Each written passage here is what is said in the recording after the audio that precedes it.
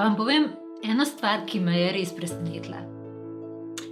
Ko sem komu od prijateljev in sorodnikov pokazala naše učbenike za zgodovino, so mi jih odnesli, zaplenili. Še več, odrasli, ki so že zdavnaj prerasli gimnazijske klopi, so jih kupovali in jih brali in se iz njih učili.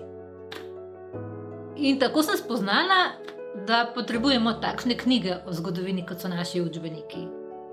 Pregledne, sistematične, strokovno neoporečne, a vseeno zanimive, lepe, predvsem pa take, ki pokrivajo celotno zgodovino, svetovno in slovensko. Preglede svetovne zgodovine že imamo, preglede slovenske zgodovine tudi, nimamo pa vsega tega zbranega skupaj v eni knjigi. Ups, nismo imeli. Zdaj namreč imamo. To je zgodovina na kratko. Nastala je za maturante in za vse, ki nas zanima, zakaj je svet, v katerem živimo, takšen, kot je.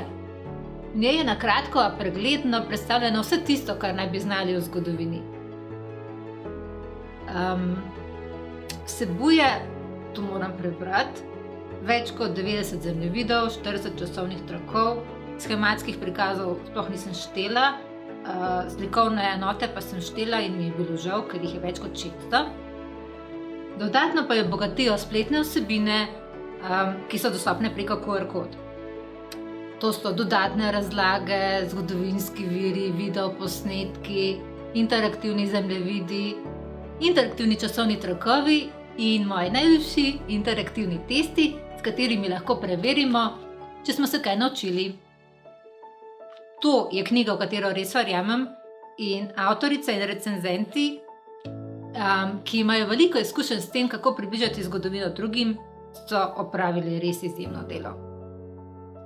Kot vidite, mi je izid zgodovine na kratko olajšal odločitev, kaj tistim, ki so mi učbenike kradli, podariti ob praznikih.